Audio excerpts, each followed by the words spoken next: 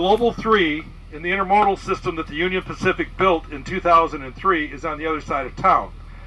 The Union Pacific chose, I'm glad you brought that up because that transitions me into my next thing. Joe, if you want to go up about 50 yards.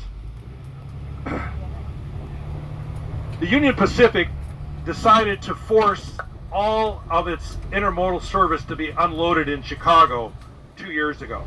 So they closed the $181 million facility, 1,200-acre development.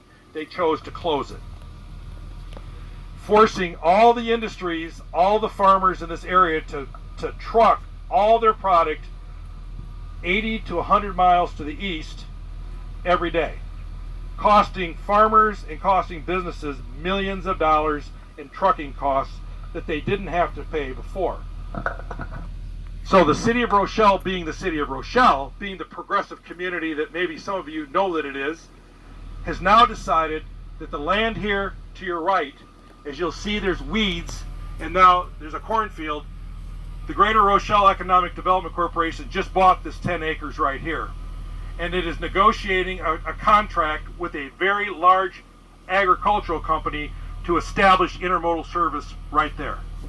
And so the plan is, 2 years ago when Global 3 closed, that the city would do like it's always done. Well, you got these two Class 1 railroads coming through town and they're blocking up all the crossings. And oh, isn't that terrible? Well, why don't we buy our own railroad? Rochelle bought its own railroad. To utilize the intermodal that you got. The Union Pacific says it's too much overhead. It costs too much to operate. So our plan is we're going to start with a 10-acre yard here that will handle about 1,000 containers at a time.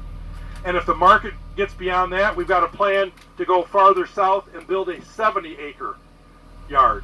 And if that outgrows that, we'll build a 100-acre yard.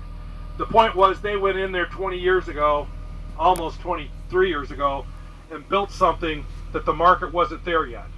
And now they've decided that it's too costly to operate, and so they're going to force everybody here to expend millions of dollars to transferring the product if they want to go by intermodal across the ocean. So our plan is that this will be a container yard a year from now. And you'll see containers stacked in here, just like the ones you see across the street. That will generate probably $1.5 million a year of new revenue to the city.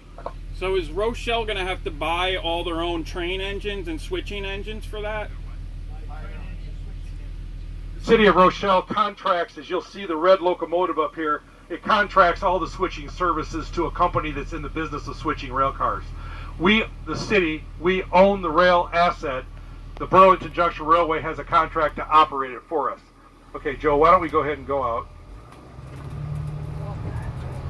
So we receive revenue from, like the cars that you're seeing here. It costs $4 a day to stage a rail car on our railroad track. It costs $75 to unload the car in our transloading yard. It costs $325 to switch the car from the Class 1 railroad into the City of Rochelle Railroad.